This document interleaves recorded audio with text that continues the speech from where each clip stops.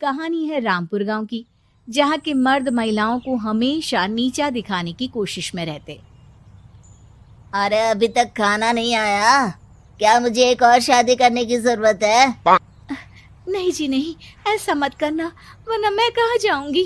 खाना लेकर मैं अभी आई जी। गांव की पंचायत में भी फैसले हमेशा औरतों के खिलाफ ही रहते।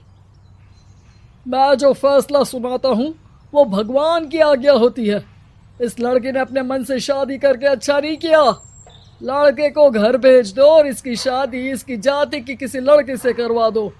लेकिन ये लड़की, इसे तो गांव के बाहर निकाल दो। नहीं नहीं जमींदार साहब, ये क्या बोल रहे हैं? ऐसा नहीं हो सकता। मेरी बेटी मासूम है, इसे अच्छे बुरे की समझ नहीं है। अरे कहाँ जाएगी ये बेचारी? कहाँ जाएगी? इतनी चिंता है तो पूरे परिवार का गांव निकाला कर देते हैं। बेचारे पूरे बसे बसाए परिवार को गांव छोड़ना पड़ता है। चाहे जो हो, अगर बेटियों को कंट्रोल नहीं कर सकते तो गांव में रहने का कोई मतलब नहीं है। यहाँ औरतों को दब कर रहना होगा। कोई भी अपने हिसाब से कुछ नहीं कर सकता, सब ईश्वर की मर्जी से ही होगा। तभी गांव का एक आदमी दौड़ा दौड़ा आता है। सरपंच साहब, जमींदार साहब, वो कालिया है ना, उसकी बेटी पढ़ने के लिए शहर जा रही है। अच्छा, ये कब हो गया? और कालिया की हिम्मत कैसे हो गई ऐसा करने की? लेकर आओ उसे और उसकी बेटी को।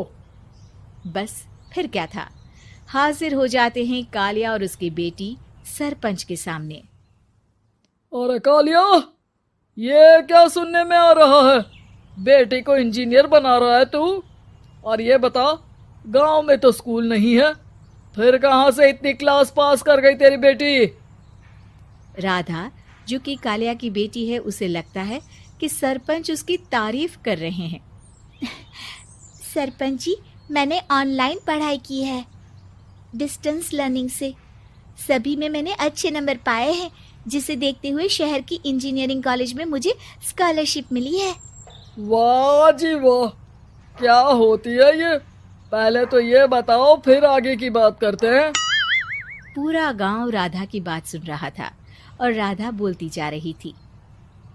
तो ऐसे मैं फ्री में एक अच्छी शिक्षा लेकर गांव में जो कुछ परेशानियां हैं, जैसे बिजली, पानी और इंटरनेट जैसी समस्याओं के लिए काम करूंगी। मैं गांव को शहर से जोड़ने के लिए पुल का निर्माण करवाने का प्रस्ताव रखूंगी। मुझे पूरी उम्मीद है कि जल्द ही हमारा गांव भी तरक्की की राह पर चल पड़ेगा। राधा की बात सुनकर सारे गांव वाले ताली बजाने लगते हैं। सरपंच को समझ नहीं आता कि वो क्या करे। चुप रह नादान लड़की, गांव के खिलाफ जाने के लिए तुझे गांव से बेदखल कर दिया जाएगा, वो भी पूरे परिवार के साथ। और हाँ, अगर ठीक से गांव में रहना चाहती है तो ये पढ़ाई लिखाई छोड़ दे। हम तेरे लिए गांव का कोई होनहार लड़का देखेंगे। तभी गांव का एक आदमी बोल पड़ता है। अरे नहीं नहीं सरपंच जी, राधा बिटिया जो बता रही है, अगर वैसा हो जाए तो हम लोगों को पैसा कमाने के लिए बाहर नहीं जाना पड़ेगा। हाँ जी, और ना ही कोसों दूर पानी के लिए भटकना पड़ेगा।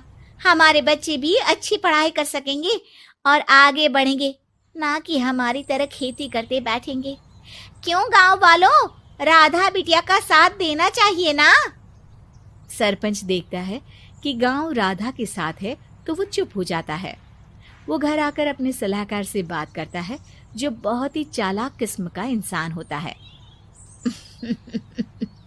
अरे सरपंच साहब, आपको बहुत ही होशियारी से काम लेना पड़ेगा। एक बार गांव तरक्की कर गया, यहाँ के बालक पढ़ लिए तो कोई ना पूछेगा आपको। और फिर ये जो बेटा और बेटी है ना आपके, इनको भी आम लोगों की तरह ही जीवन जीना होगा। हाँ, लेकिन करे तो क्या करे? वो ना आप मुझ पर छोड़ दीजिए, बस मैं जैसा बोलूं करते जाइए। अगले रोज सुबह जब गांव वाले सोकर उठते हैं तो राधा के घर के बाहर और साथ ही वो लोग जिन्होंने राधा का सपोर्ट किया था, उनके घर के आगे लाल रंग से कल आऊंगी लिखा होता है। कल आऊंगी, यह क्या होता है? अरे यह तो खून से लिखा है, लगता है कोई भूत प्रेत या चुड़ैल का साया है। चलो सरपंच जी के पास चलते हैं। सभी सरपंच के पास जाकर उसे सारी बात बताते हैं। अरे ये तो बड़ी मुश्किल की बात है। चलो मैं एक बाबा को जानता हूँ, उन्हें बुला लेता हूँ। सरपंच बाबा को लेकर गांव के घर के बाहर जाता है। ओहो, तो ये वो चुड़ैल है जो उन लोगों को निशाना बनाते हैं जो गांव को बदलने का सपना देखते हैं। वो गांव को ऐसे ही संपन्न देखना चाहती है। वो नहीं चाहती कि कोई बाहरी यहाँ का कायाकल्प करे। क्या तुम लोगों में से किसी ने गांव को बदलने की सोच रखी है? तभी राधा की माँ रोते रोते आती है। मेरी राधा घर से गायब हो गई है। अरे कोई तो बचाओ, मेरी बच्ची कहाँ गई?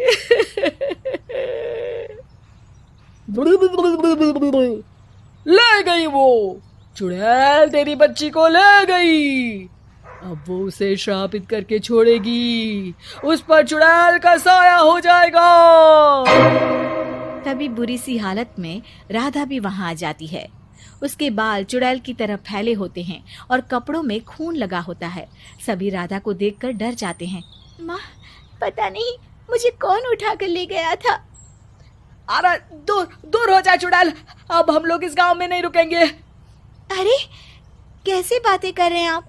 कल तो आप मेरे भरोसे गांव का हुलिया बदलने, अपने बच्चों को पढ़ाने और तरक्की उन्नति की बात कर रहे थे, तो आज क्या हो गया आपको?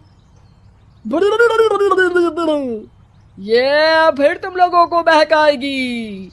ये चुड़ैल गांव में आ चुकी है, ऐसे ही ये तुम्हारे घर के बच्चों को भी ले जाएगी।